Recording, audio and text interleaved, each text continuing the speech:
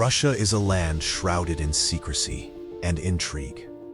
Despite the watchful eyes of the world, much of what happens there remains hidden in the shadows. Today, uncover 15 incredible photos that were smuggled out of Russia, from Putin's secret billion-dollar palace to burnt Russian submarines, from frozen ghost towns to leaked space secrets. These photos expose a side of Russia that's been deliberately kept from the world. Let's dive into.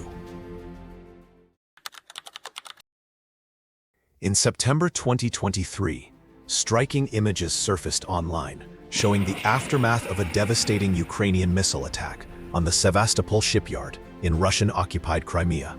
The photos, verified by open-source intelligence analysts, revealed severe damage to the Rostov-on-Don Project 636.3 submarine and the Minsk landing ship, both of which were in dry dock at the time of the strike. The attack occurred before dawn on 13 September 2023, when a barrage of missiles hit the shipyard, one of the most significant assaults on Russia's Black Sea Fleet since the invasion of Ukraine began. Ukrainian sources suggested that Western-supplied long-range cruise missiles, such as Storm Shadow or Scalp, may have been used, though this has not been officially confirmed. The Russian Ministry of Defense, through state-run media like RIA Novosti, initially claimed that the vessels had only sustained minor damage and would soon be repaired. However, high-resolution photos released later contradicted those statements, showing the submarine's scorched and ruptured hull and the Minsk's charred remains, damage that analysts believe could render both vessels inoperable for the foreseeable future. The strike dealt a major blow to Russia's naval capabilities in the Black Sea and represented a symbolic embarrassment for Moscow, as the leaked imagery starkly undermined its efforts to project control amid ongoing military setbacks. Now, let's see the next set of photos reveal a world of luxury and corruption that few ever see. In January 2021, Russian opposition leader Alexei Navalny and his Anti-Corruption Foundation released an in-depth investigation asserting that Russian President Vladimir Putin is the ultimate beneficiary of a lavish mansion complex on the Black Sea coast near Gelendzhik, Krasnodar Krai. The estate is estimated at around US $1.3 billion, and its indoor footprint is about 17,691 square meters. According to the investigation, the grounds include a church, an amphitheater, a greenhouse, vineyards, an ice palace, and a tunnel through a cliff to the sea. The discoveries came from a report by Navalny's Anti-Corruption Foundation, which shared close to 500 photographs displaying the interior's extravagant details. Inside, the palace featured marble swimming pools, sculptures of ancient gods, and countless golden double-headed eagles, the national symbol of Russia. The property is heavily secured, features prohibitions on aircraft overflight, and is surrounded by restricted zone land. While Putin has denied owning the residence, the Kremlin dismissed the allegations as baseless. The video and images published by Navalny's team went viral and helped spark nationwide protests in Russia in early 2021. Do you believe Putin secretly owns the billion-dollar palace on the Black Sea coast? Or do you think the Kremlin's claim that these allegations are completely baseless is actually convincing? Let's discuss in the comments section. Photographer Maria Passer spent approximately 3 weeks documenting the frozen ghost towns surrounding Vorkuta in Russia's Arctic north. The severe Arctic weather has transformed them into frozen time capsules, where apartments, homes, and even personal items remain preserved under layers of frost. These settlements were once bustling coal mining communities, but as the mines closed and people left, the buildings were abandoned and gradually overtaken by ice and snow. Passer's images show rooms where furniture, furnishings, and personal items remain, locked in winter conditions. Vorkuta itself, deeply tied to the Soviet-era coal industry and Gulag labor camps, once had a large workforce and population. As mining declined in the 1990s and beyond, many nearby villages emptied, leaving a landscape of derelict blocks and frozen interiors. Passer's work highlights both the strange beauty and stark loneliness of these places. While the photographs have gained attention worldwide, there is little indication that Russian authorities publicly embrace such imagery of decay, and the scenes offer a quiet commentary on regions left behind. Next, uncover one family in Russia that has worked hard to stay hidden in plain sight. Who are the mysterious women said to be Putin's secret daughters? Vladimir Putin's secrecy about his family has long fueled public curiosity. At a December 2015 news conference, he said, "My daughters live in Russia and studied only in Russia. I am proud of them. They speak 3 foreign languages fluently. I never discuss my family with anyone." He added that every person has a right to their fate. They live their own life and do it with dignity. The two women widely identified as his daughters are Maria Vorontsova, born in 1985, and Katerina Tikhanova, born in 1986. Their mother, Lyudmila Putina, was a flight attendant before marrying Putin in 1983 when he was a KGB officer. The couple announced their separation in 2013 after around 30 years of marriage. Maria Vorontsova is reported to have studied biology at St. Petersburg State University and later medicine at Moscow State University, and she is described as working in the field of endocrinology. Katerina Tikhanova is described as working in science and technology and business, though precise details and family connections remain unconfirmed officially. Both daughters maintain very low public profiles. Vladimir Putin has not publicly confirmed their names or details, and information about their lives comes from investigative reports and the media. If you like this video, be sure to subscribe and hit the bell so you don't miss any future episodes. Don't forget to share it with your friends too. It helps the channel out, and I'm excited to continue bringing you more awesome content. Next to another secret Russia tried to keep, the untold side of the Soviet space race. During the height of the Cold War, the United States and the Soviet Union were engaged in a determined race to lead the era of space exploration. While the American space program shared much of its progress openly, the Soviet effort unfolded with a strong sense of secrecy, keeping many of its missions and challenges away from public attention. However, this perception began to shift when a series of photographs released in the late 1950s and early 1960s showcased the Soviet Union's remarkable advances, offering the world a clearer view of its achievements beyond Earth. Through the Luna program, the Soviets reached several historic milestones. In 1959, the Luna 2 probe became the first human-made object to reach the Moon, followed shortly by Luna 3, which captured the first-ever images of the Moon's far side. By 1966, Luna 9 made history with the first soft landing on the lunar surface. A few years later, in 1970, the Lunokhod 1 rover, launched aboard Luna 17, explored the Moon for months, transmitting valuable data and images back to Earth. Together, these milestones stood as lasting symbols of Soviet innovation, determination, and progress in the global quest for space discovery. Norilsk, located in northern Russia, ranks among the most polluted cities in the world, though it seldom appears in mainstream media coverage. Photographs and satellite images from the region show landscapes battered by pollution from its nickel and palladium mining industry. The city is the base for Nornickel, one of the world's major producers of both metals, and the company's smelting operations have long contributed to severe environmental damage. The city was founded during the Soviet era as a mining outpost and flourished as part of the heavily industrialized North. But production came at a heavy cost to the environment. Emissions from smelting have polluted air, soil, and water, leading to large zones of degraded forest and diminished ecosystem health. In May 2020, a massive environmental disaster struck when a diesel fuel storage tank owned by a Nornickel subsidiary collapsed, releasing around 17,000 tons of diesel into nearby rivers such as the Ambarnaya. The event has been described as one of the worst spills in modern Russian Arctic history. The Russian government declared a state of emergency, and the company was fined roughly $2 billion. Experts warn the environmental fallout may persist for decades. Although media access to the remote Arctic region is limited and the city is officially a closed zone for many foreigners, the imagery that has emerged reveals a troubling picture of industrial negligence and ecological decline. Do you think the company responsible for the Norilsk disaster should have faced harsher punishment for the massive pollution it caused? Yes or no? Let me know if you think yes. Like me. Beneath the surface of Moscow lies a vast network of tunnels, bunkers, and drainage systems built during the Soviet era. Some of these were originally intended for civil defense or military use, and they extend dozens of meters below ground. Many of these tunnels and bunkers date back to the Soviet era, originally built for civil defense and military purposes. Over time, they have been taken over by people seeking warmth and safety. Some tunnels stretch nearly 100 feet below the ground, offering protection from the bitter cold that sweeps across Moscow each winter. Life underground is far from easy. Those who take shelter there often live in fear of discovery, as city authorities patrol and occasionally clear out the tunnels. In recent years, the Moscow government has tightened regulations on homelessness, reducing public sleeping areas and increasing efforts to keep the city clean.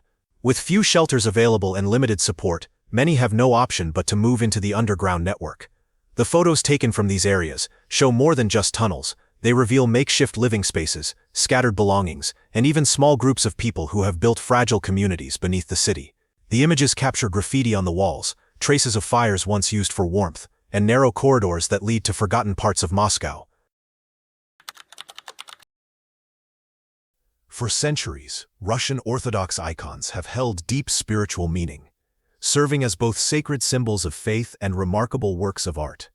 Their vivid colors and intricate designs reflect a fusion of Byzantine, Slavic, and local folk traditions that came to define Russian religious culture.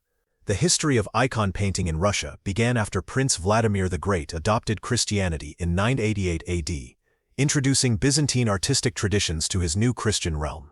Over time, this influence evolved into a uniquely Russian style, rich with symbolism and spiritual depth. One of the greatest masterpieces of this tradition is the Old Testament Trinity by 15th-century artist Andrei Rublev, which portrays the three angels who visited Abraham. Its harmony, grace, and luminous colors have made it an enduring symbol of Russian faith. Icons are not merely art, they are believed to serve as sacred connections between the divine and the earthly. Many have been credited with miracles and divine protection.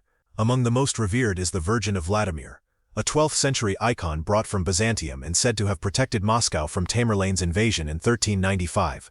Others, such as the Kazan Mother of God and the Pochayev Mother of God, are associated with miraculous events and continue to draw pilgrims from across the Orthodox world. And if you want to continue exploring the mysteries that Russia reveals, check out my video about the story of Sleeping Beauty that Russia is trying to hide. Click on the tag that appears on the screen now, or find the link in the description. And don't forget to come back to discover the image of Russia's most closely guarded treasure. In the final years of Imperial Russia, a remarkable series of photographs captured the private world of Tsar Nicholas II and his family, images that would later stand as moving reminders of a vanished era. These candid snapshots reveal the Romanovs at ease, walking in the gardens of their palaces, sailing aboard their beloved yacht Standard, and spending time together in Crimea and the Gulf of Finland. Many of these photos were taken by the family themselves and preserved after their fall, offering a rare and intimate look at their daily life, one of warmth and closeness, far removed from the political turmoil surrounding them. In one well-known image, the Tsar stands beside his son Alexei, who suffered from hemophilia, during a family outing. In another, Empress Alexandra and her daughters, Olga, Tatiana, Maria, and Anastasia, appear calm and radiant. These moments of peace contrast sharply with what followed. After Nicholas II's abdication in 1917, the Romanovs were held under house arrest before being executed by Bolshevik forces in July 1918. The end of the Romanov dynasty marked the close of 3 centuries of imperial rule, leaving behind these haunting photographs as silent witnesses to history. The Soviet gulags in Siberia were among the harshest camps in modern history.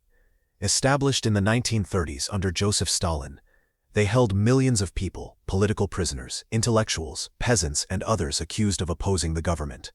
Many were sent to remote regions like Siberia, where they worked in mining, logging, and construction under severe conditions, often enduring temperatures below -40 degrees Fahrenheit. The Gulag network extended across the Soviet Union, but the Siberian camps were especially difficult.